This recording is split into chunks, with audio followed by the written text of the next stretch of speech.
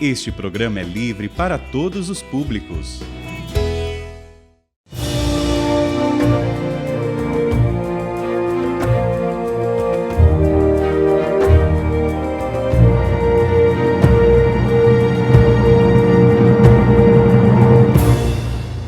Olá, irmãos. Aqui estamos mais uma vez para continuar o nosso estudo da história da igreja. A história da nossa igreja. A nossa mãe igreja, ela passou por situações muito difíceis, bem complicadas, exatamente no século IX e no século IX, X e XI. O grande momento de muito sofrimento foi a virada, metade do século XI. 1046, o Sínodo de Sutri, depois de 1050, a chegada do Papa Leão IX, com um grupo de cardeais. Agora vamos ter colégio cardinalício. O Papa não está mais sozinho. Ele tem agora esses cardeais que tomam conta propriamente do expediente da igreja em Roma, e o Papa pode viajar, pode ir às dioceses, pode ir lá ver de perto como é que está andando a reforma. E nesta hora, o Papa estava entrando em um conflito com os normandos, que invadiram o sul da Itália.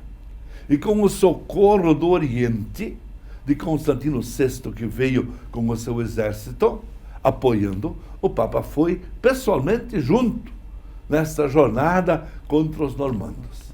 Mas antes disso, ele enviou para o Oriente 3 cardeais, que deveriam lá tratar de desavenças e coisas pendentes. As grandes desavenças eram exatamente a questão do filioque, porque todo o Ocidente rezava o credo com filioque, isto é, dizíamos sempre, o Espírito Santo procede do Pai e do Filho. Procede pater filioque. Enquanto que no Oriente eles rezavam, o Espírito Santo procede do Pai pelo Filho. Patre per Filium. Então, achavam que nós devíamos unificar o credo.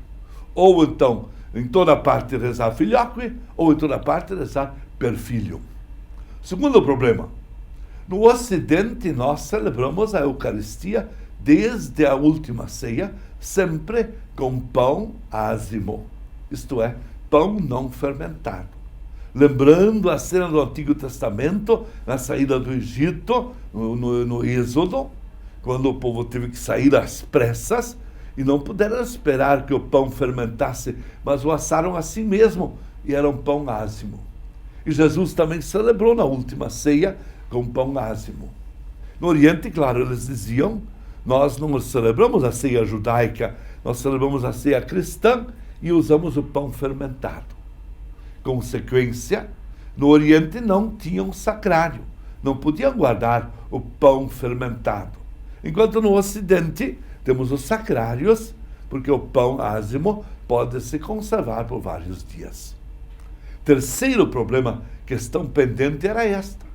No Ocidente já se observava o celibato, ou pelo menos se recomendava muito que o padre que quisesse ser padre deveria deixar o casamento, não casar, deveria assumir também o celibato. Enquanto que no Oriente apenas o celibato era para os religiosos. Os padres normalmente eram padres casados. Então eram 3 questões pendentes. Em cima disso, o Papa enviou 3 cardeais para ir ao Oriente tratar dessas questões. Só que os 3 cardeais, sabendo que Constantino VI estava em aliança com o Papa Leão IX, eles imediatamente falaram com Constantino VI, ainda em Roma, antes da partida, e já estava tudo mais ou menos acertado que eles iriam em Constantinopla se hospedar no palácio de Constantino. Enquanto o arcebispo de Constantinopla, Miguel Celulário, também tinha preparado apartamentos e casas onde iria hospedar a delegação que veio de Roma. Mas a delegação de Roma imediatamente foi e se hospedou nas dependências do palácio de Constantino VI, causando com isso, naturalmente, um certo ciúme por parte da parte eclesiástica, especialmente do arcebispo patriarca Miguel Celulário.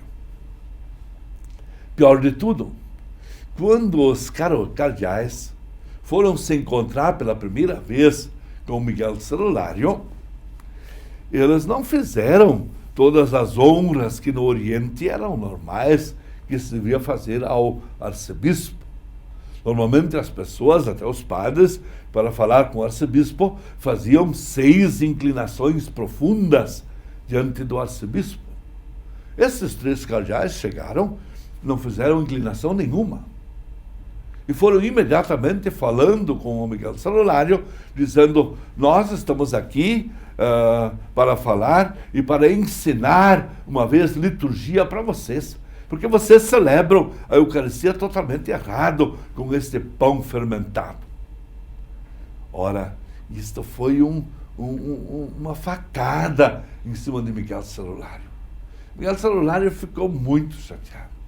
E desse primeiro encontro resultou que Miguel Celulário chegou a dizer: aqui o arcebispo sou eu, quem manda aqui sou eu, e a partir de hoje vocês não celebram mais missa enquanto estão sob a minha jurisdição. Bem, foi um ultimatum dado a essa comissão pontifícia. Eles não sabiam a essas alturas que o Papa já tinha falecido em Roma.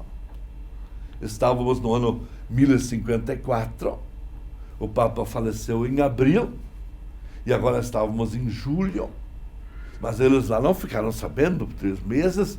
Naquele tempo não havia Jornal Nacional, não havia nenhuma comunicação, não havia internet, não havia nada disso.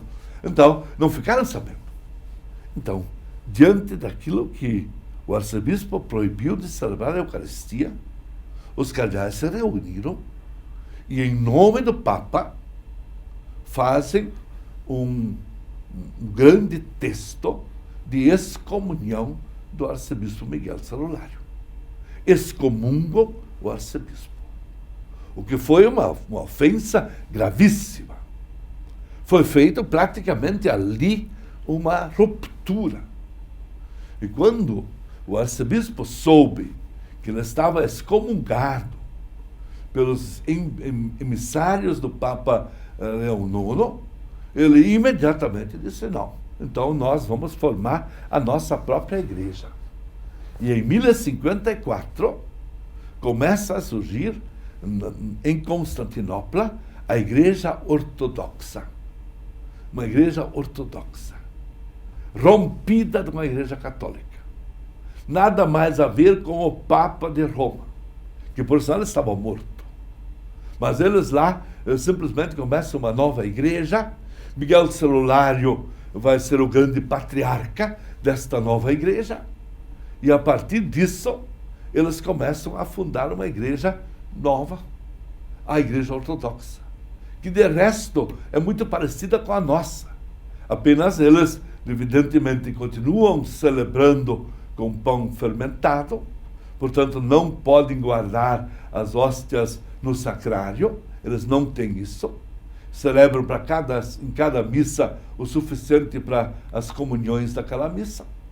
Depois, eles não têm Papa, eles estão vinculados ao patriarca, e eles têm vários patriarcados, até hoje é assim. Tem o patriarcado de Moscou, o patriarcado de Istambul, o patriarcado de Alexandria, o patriarcado de Jerusalém. Eles têm vários patriarcados, e eles estão numa igreja diferente da nossa, totalmente desvinculada de Roma.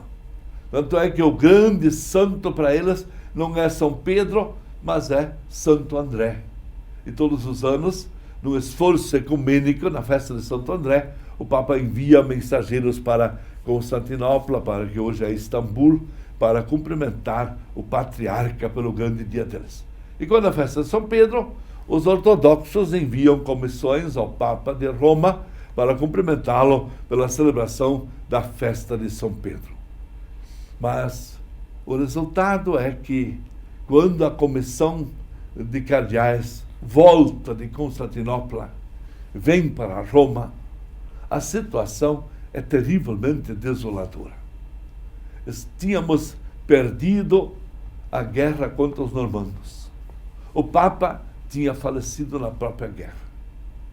Em Constantinopla, em vez de resolver questões pendentes, estavam rompido, tinha entrado um cisma na igreja.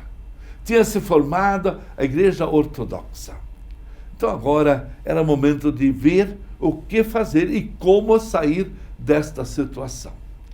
Então, os padres de Roma com os cardeais se reuniram e chamaram, então, um cardeal alemão, mais uma vez um alemão, foi nomeado Papa com o nome Vítor II. Este agora é o novo Papa. Foi eleito, e já era 1056. Praticamente 2 anos estávamos somente com os cardeais. Este Vítor II, toma algumas iniciativas. Ele envia para todos os lugares legados sinodais. Os cardeais ele vai enviando de um lado para o outro. E Frederico, o cardeal Frederico, que era também um desses cardeais alemães, ele o envia para ser abade no Monte Cassino. Por quê? Porque ele era filho do Duque de Lorena. E o Duque de Lorena, lá da Alemanha, da região da Alemanha, acabava de se casar com a Beatriz da Toscana. Estava começando uma aliança Lorena-Toscana.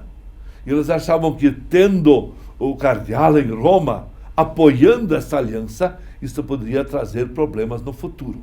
Então, para não tê-lo em Roma incomodando, Vítor II enviou para ser o abade de Monte Cassino. Mas isso nós vamos ver no nosso próximo encontro. Por enquanto, nós ficamos aqui lamentando o que aconteceu. Infelizmente, o cisma ortodoxo, 1054, a igreja repartida. Uma parte em Roma, outra parte no Oriente. Infelizmente, estamos sem Papa, agora veio o Papa Vítor II, o último Papa alemão, tentando fazer reforma. E desça sobre todos vós a bênção de Deus Todo-Poderoso, Pai, Filho e Espírito Santo. Amém.